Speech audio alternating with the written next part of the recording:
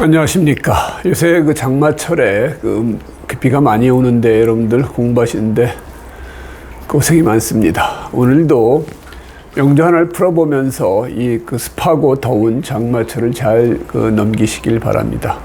오늘 풀어본 사주는 우리가 한 가지 오행이 많을 때 그것을 적절히 제어하는 그런 기운이 있는 게 좋다. 그래서 우리가 흔히 이제 요 사주처럼 인이 많은 사주일 경우에 가벼운 재가 하나 있어서 그것을 이렇게 제어해 주면 좋다. 흔히 이제 인다용재라고 그러죠. 인이 많을 때 재를 쓴다.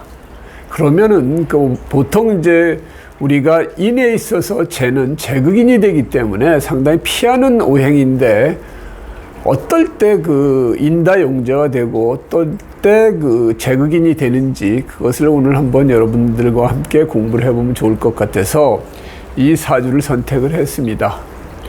이 사주는 추골에 태어난 경술일주가 되죠. 그러면은 정인격입니다. 정인격. 우리가 항상 용신은 월지와 월주에서 투출된 원령으로 정한다.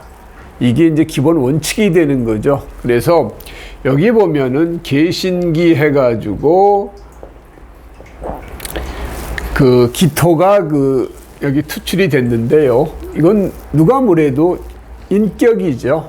정인격인데 이는 이제 정편인을 가리지 않는다. 그래서 우리가 그냥 인격이다 이렇게 얘기를 하는데 인을 보는 가지고 있는 사주가 이렇게 정관이 하나 떴으면 좋죠. 인수봉 정관이 되는데 인이 이렇게 정관을 두면은 소위 말해서 옛날로 따지면 선비가 나가서 벼슬하는 그런 위치가 되고요. 현대적으로 해석하면은 인만 많으면은 내가 공부는 많이 했지만 그것을 제대로 활용해서 써먹지를 못하는 그런 상태가 되는데 이렇게 관이 이렇게 있으면은 그것을 잘 활용해서 뭔가 자기 일을 확실히 할 수 있는 그런 사주다. 이렇게 우리가 해석이 될 수 있습니다. 그런데 그런 인조차도 너무 많은 거죠. 여기 지지에 보면 전부 다 축토, 축토, 술토, 축토. 지지 네 글자가 전부 다 인으로 깔려 있습니다. 이렇게 되면은 인이 너무 왕해가지고 사주에서는 한 가지 오행이 너무 왕해도 이렇게 바람직하진 못하죠. 그리고 이렇게 왕한 인이 목의 기운이 들어왔을 때 브로킹이 될 수 있겠는가? 목이 들어오면 목국토 해가지고 지지가 다 패가 나는 그런 성향을 보이는데 그럴 경우에는 우리가 흔히 이제 재극인이 될 수 있다 이렇게 얘기를 합니다. 그런데 이렇게 강한 어떤 인을 가지고 또 인까지 투출됐는데 여기 또 관이 또 화생토 해가지고 인을 또 생해줍니다. 그러면은 이런 사주는 한참 먹기만 하고 배설을 못하는 그런 것처럼 여기에 식상이 있어가지고 내 기운을 좀 설기시켜주는 것도 좋은데 여기에는 무식상 사주예요. 그러다 보면 이 사람이 반듯하고 정확하지만 뭔가 재미는 없고 융통성은 좀 부족한 그런 사람이 될 수가 있고요. 이렇게 화생토 하는 부분을 여기 재가 하나 있으면서 적절히 제어해주는 이것이 상당히 좋다. 그래서 이 사주는 인다용재의 전형적인 어떤 사주 명식이라고 할 수 있습니다. 이렇게 재가 너무 강하지 않고 지지에 뿌리가 없는 가벼운 재가 하나 있어서 이렇게 인을 적절히 제어해 주면은 어떤 재라는 건 우리가 현실성도 되고요.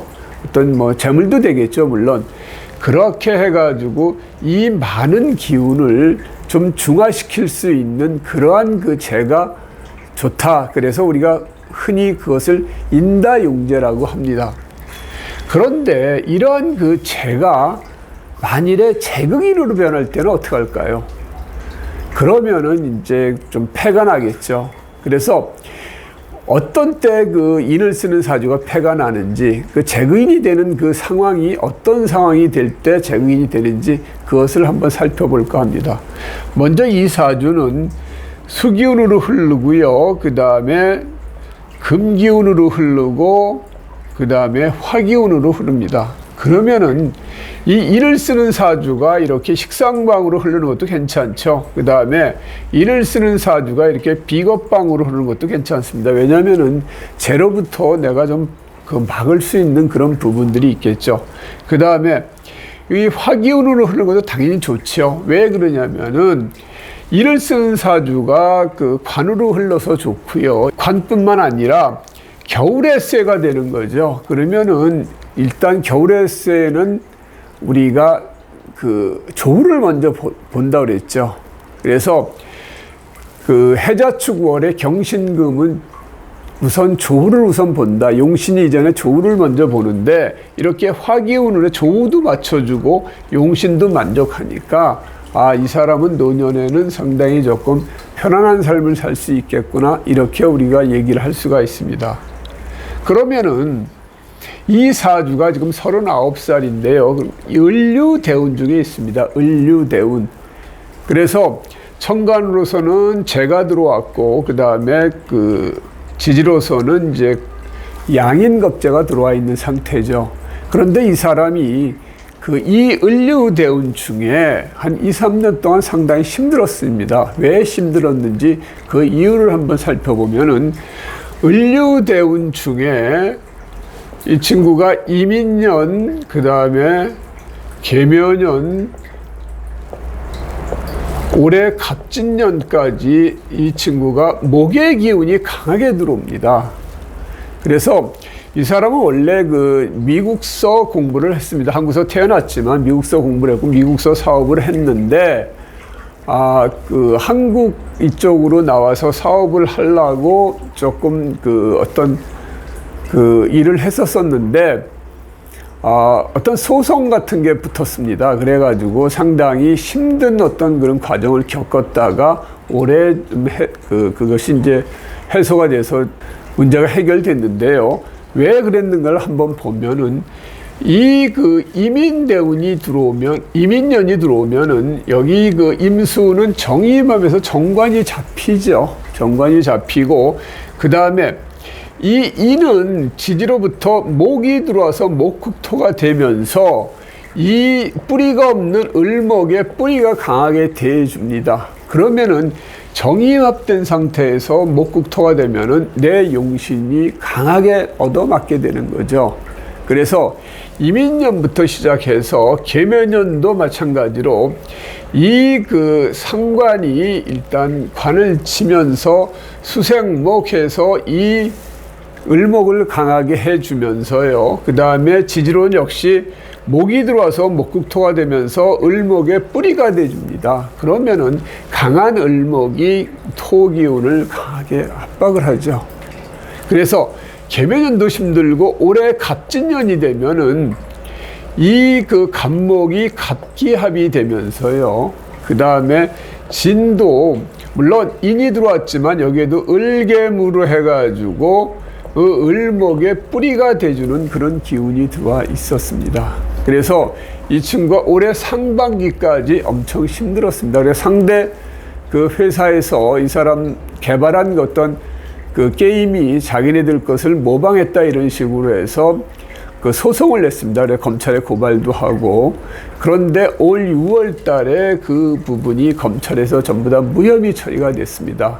그래서 거기 그 고발한 회사에서 다니는 그 직원을 이 친구가 이제 채용을 했는데 자기네 기술을 도용했다 이런 식으로 했었죠. 근데 사실은 미리 그 직원이 오기 전에 다 그 개발했던 그런 게임인데도 상대방 측에서는 이 게임 업체의 어떤 영업 활동을 방해하기 위해서 고의로 그런 식으로 그 특허 소송을 내 가지고 검찰에 고발을 했었던 거죠. 그런데 그것이 허위임이 무고임이 밝혀져 가지고 지금은 이제 끝났는데 아무튼 이런 식으로 재가 이렇게 뿌리를 달고 들어오면서 지지를 극하고 그 다음에 천간에 뜬 을목의 뿌리가 되는 이런 현상. 그래서 이 사주는 기본적으로 인다용지의 사주지만 운에서 이렇게 강하게 재운이 들어오면은 패가 나는 그러한 이제 그 사주가 된다. 그래서 인다용제하고 제극인의 그 차이는 인을 쓰는 사주가, 인이 많은 사주가 가벼운 재로서 적정히 제어를 받으면 괜찮지만, 대세운에서 강한 천간지지로 강한 그 목의 기운, 재운이 들어오면서 그걸 하게 되면은 그것이 제극인으로 변하기 때문에 폐를 겪는 그런 그 현상이 벌어지는 겁니다. 그래서 이렇게 지지의 한 기운으로 돼 있으면은 이 지지를 극하는 기운이 들어왔을 때 막을 힘이 없습니다. 그럴 때 상당히 조금 힘들어지는데, 게다가 이렇게 용신까지 떠 있는 상태에서 그 뿌리가 강한 그 재가 극을 하면은 이 사주는 상당히 좀 힘든, 그 시기만큼 힘들고, 이제 내년부터 이제 을사병호가 되면은 이제 겨울에 경금이 화기운을 봐서 좋고요. 뿌리 없는 을목이 들어오는 건 괜찮죠. 그래서 그러한 부분에서 이제 벗어났다, 이렇게 생각을 드는데, 우리가 흔히 이제 인다용제라고 해서 인이 많은 사주는 재운이 좋다, 단순히 그렇게들 생각들을 하시는데 잘 살펴봐야 되는 것입니다. 그래서 우리가 책으로 볼 때하고 실제 감명할 때 이런 어떤 실제 감명을 하면서 거기서 보면은 더 정확하게 알 수가 있는 거죠. 단순히 책에서 보고 인다용제는 무조건 인이 많으니까 재가 좋다, 이런 식으로 단순히 생각을 하시면은 사주 감명을 제대로 못 합니다. 그래서 여러분들께서 많은 사주를 감명하면서 실제 사례를 보면서 고전에서 얘기했던 그러한 그 문구조차도 자기 것으로 만들지 않으면은 사주 실력이 향상되지 않는다, 그렇게 보여집니다. 전에 어떤 분도 똑같은 이렇게 인을 많이 쓰는 사주가 자기는 이제 목의 기운이 들어왔을 때 좋았다, 이렇게 말씀을 하시더라고요. 그러나 그것은 천간지지가 따로 들어오고, 그 다음에 가벼운 재가 들어와서 가볍게 그 제어한 상태를 가지고 목 기운이 좋다, 이렇게 단순히 생각하고 이렇게 저한테 말씀하셨는데, 그분이 아마 앞으로 이제 몇 년 있으면 목의 대운과 그 다음에 또 세운에서도 또 목의 강한 기운을 받을 때는 분명히, 저는 그때 폐라고 말씀하셨는데 그분은 믿지를 않으시더라고요. 글쎄 누가 맞을지는 앞으로 2034년, 35년 정도 되면 알 수 있겠지만 좀 조심하시는 게 좋지 않을까. 이렇게 되면은 건강상으로도 문제가 생깁니다. 그리고 이렇게 이제 기운이 이렇게 몰려있는 사람들은 이제 건강도 좀 조심해야 되죠. 토기운이 이렇게 너무 강해도 위장이나 이런 쪽도 좀 약해질 수 있고요. 그 다음에 수기운도 없기 때문에 신장이나 남자 같은 경우에는 이제 비뇨기 계통도 좀 약한 그러한 이제 사주가 될 수 있다, 이렇게 지금 보여집니다. 그래서 사주는 오행이 골고루 분포하면서 서로가 어떤 유기적으로 결합을 해서 좋은 역할을 할 때 이제 사주가 조금 편안한 사주가 되고요. 좀 이렇게 편향되고 편고된 사주일 경우에는 잘 될 때는 또 한참 잘 되는데, 또 안 될 때는 또 조금 힘든 그러한 성향을 보이고 있습니다. 그래서 오늘은 이 호랑이띠, 토끼띠마다 힘든 사주, 그러니까 인다용제가 제극인이 될 때 힘들어질 수밖에 없는 그러한 사주를 가지고 여러분들하고 한번 공부를 해봤습니다. 고맙습니다.